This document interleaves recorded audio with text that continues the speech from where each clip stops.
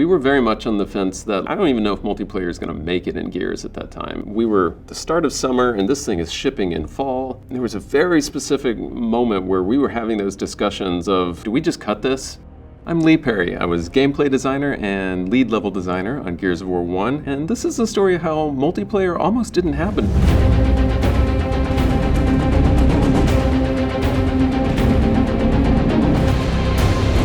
Generally speaking, somebody who is a level designer is somebody who's putting together the world around the player. And it's a very challenging role to hire for sometimes because there's so many different facets of just being a level designer. And depending on the size of a team, sometimes a level designer is a very specialized person. Sometimes there's a level designer who's just visuals, just a scripting guy, sometimes just a lighting guy. But they all kind of carry the same broad badge of level designer. So the thing at Epic back then was, it was a very small studio.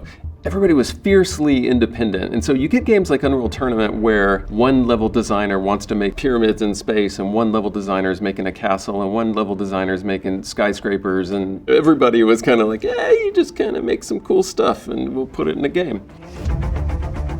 We had this real transition period of like trying to make a coherent thing. And part of that was Microsoft came along and we needed to make a project for what would end up being the Xbox 360. We need to make a thing for a console that is like a coherent actual game that is, as opposed to just a lot of really cool stuff stuck together. It wasn't going to be focused on multiplayer. It was very much about making a cool single player experience. And part of that came out of some levels that were gorgeous at the time that we ended up taking to GDC, and everybody who saw it was like, oh my God, that's like one of the greatest things ever. And it became kind of like the hook for what we needed to bring to life in terms of like making it like a real game. It had the basics of a cover system in it, and that alone, between how it looked, between it having cover, all of it kind of came together into something that like nobody had really seen at the time. And the characters, the big chunky dudes who look like they've got Christmas hams for biceps, it was kind of comically violent. Nice. It was so violent and goofy and kind of over the top, you couldn't really take it that seriously. It's, you know, it's some guy with a chainsaw going, ah, and slicing someone in half. And it was as gross as like the Gears games were. We never really wanted to make queasy, violent stuff. It was always about being fun. So one of the things that massively framed how Gears of War worked was this drive to show off pretty characters. We knew from games like Battlefield 1942 as an example, which we all loved. Everybody at that studio, man, we played that game so much, we loved it. We were acutely aware of the fact that like when you're shooting at someone in a game like that, in Battlefield, you know, they're 3 pixels tall on a horizon, maybe if something pops out and you headshot it, etc. So we had this major drive, especially pushing as like a technology company to show off all of these like characters. Previously, you would have like a low poly character that had just what color is it? You know, there's one texture that's mapped on there that's like, this guy's got brown hair and he's got this colored skin and he's wearing a cloak that's this color. But as soon as we started doing stuff that was much more sophisticated, you've got that color channel, but you also have the normal map, and then you've got like a specular, and then sometimes you would have like a bump map. There's like all these different facets of textures that go into everything in the world, and not just characters had those, but every little bit of debris on the ground, the tiling textures on walls, etc. That actually ended up influencing a ton of stuff about Gears, with specifics about how do we get enemies close enough to you that you can see them? How can we narrow in the camera enough that like they're filling enough of the screen that they matter?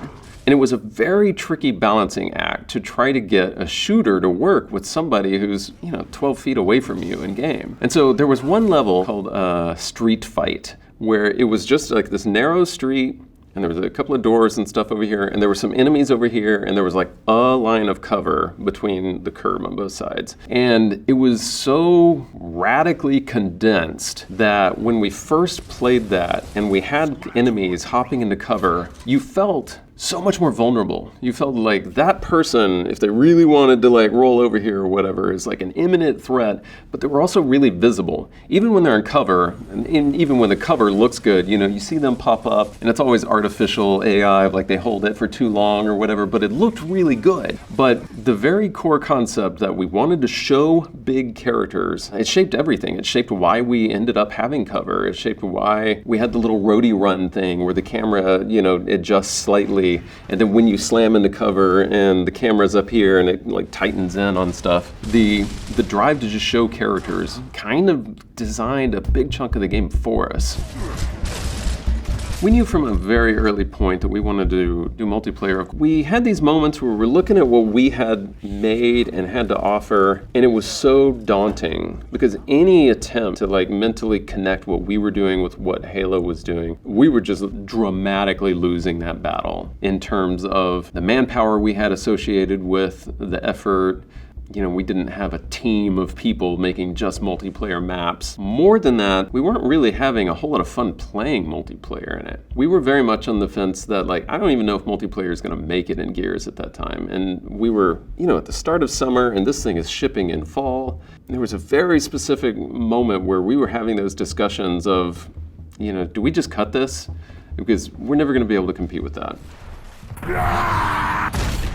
It's a very challenging thing, especially as a designer and especially as a level designer, but we didn't really realize early on how challenging that would be. We kind of pushed off a lot of that while we were bringing on the much harder task, seemingly to us at the time, was to make this single player, tense, dramatic, new way to play a game.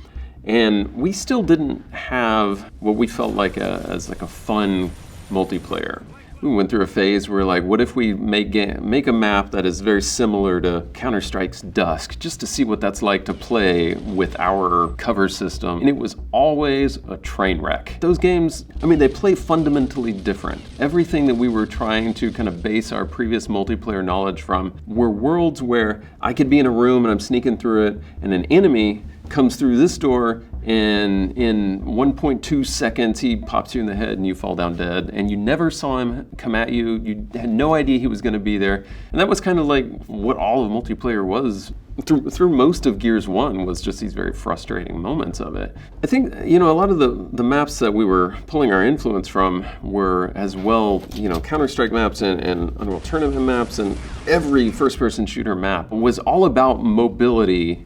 One of the things with how we always made Unreal Tournament and Unreal is, especially with Unreal Tournament, is how fast a character moves. You're running around in scale like 25, 30 miles an hour, just woo, full time. Somebody runs through the room and they're just like a blur. And so it was a massive departure when we went to working on Gears and we wanted things up close. How do we design gameplay for characters that are moving at kind of a normal human amount of speed? And so it changed everything about the scale of the maps, the density of the detail of the maps, because in Unreal I just would have blasted through here at 80 miles an hour. And how do we slow players down and make something that's creepy and has horror elements to it? It was a massive shift for most of us to try to make that transition. It was really only up until the beginning of that summer before we shipped where we made what amounted to a test map that kind of became Gridlock. It was all low cars, low covered walls. We forced the enemies to come out at one location. You're running out of the hall and the enemies are across from you at this other hall, and they're coming from that direction. You're not going to be able to kill them at that distance, and much like in the single player campaign, the whole point was that you had the opportunity to see what those people were doing. And so I could lock in behind a cover and my camera is going to see, and you're like, okay, 2 of them went to the left and the rest of them are coming up here or whatever. That changed everything. From that point, If you got shot in the side because you were focusing on someone, it was way more your fault than the person coming in on the side. I mean, that's the golden rule of almost any game to me, is the best games on the planet. Like, when you die, ideally you think of it as a thing you did instead of blaming the game for it. That was like the fundamental shift of when it clicked for us, was that one map. We had a playtest in that. It was hooting and hollering, and like everybody is like calling out, you know, okay, 3 of them went that way, watch that side. Okay, 2 of them went this way. It was much less just you just running in between rooms and suddenly dying. Early on, when, you know, in an Unreal map, you know, when you're streaking around the level, you're running in and out of rooms, around corridors, and somebody's in your face, etc. With Gears, you had this tension of like, you knew there were enemies over there, and you needed to be able to see them and have this like situational awareness of what was going on in the map. And that was massively helped out by us using cover, especially low cover. You know, it's a joke in the industry, and it certainly carried on for a long time, about these chest-high walls everywhere. And that cover system that gave us the view of the battlefield let us inform the player that, oh, there's 3 guys over here, and they're coming in over here, and this other guy is kind of flanking you over here. And it's important to like see what the enemy are doing, as opposed to they just pop out of the door next to you. One of the absolutely most core principles with Gears gameplay is things have to be visible. Gears has this kind of meathead veneer to it of like dudes going, yeah, and everything, cutting worms and chainsaws or whatever. But like under the hood of it is fundamentally a lot of really cool tactical stuff that wasn't simulated. Or, you know, it's not like, oh, I entered cover and now I get a +3 on my shooting stat or whatever. Getting into cover and staying behind cover and flanking people worked just because it worked. And it's like, if I run up to the side over here and I see someone who doesn't notice me and he's looking this way, I get shots on him or whatever. It just organically happened. And Gridlock allowed every example of that to just happen naturally.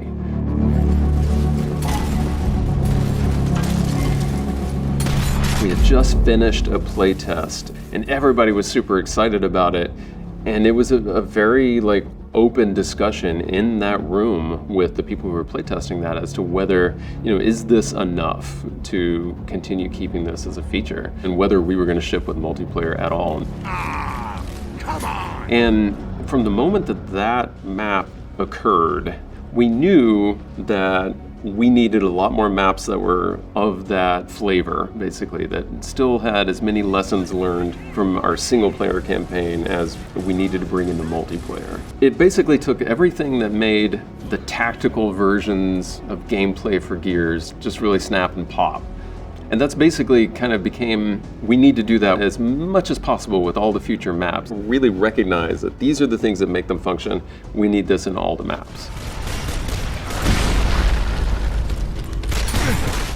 So we definitely learned from Gridlock like the power of low cover and central visibility over an entry area. In every map, we really wanted to have the faucet of where enemies came from, so that you could like see the choices that they were making up front.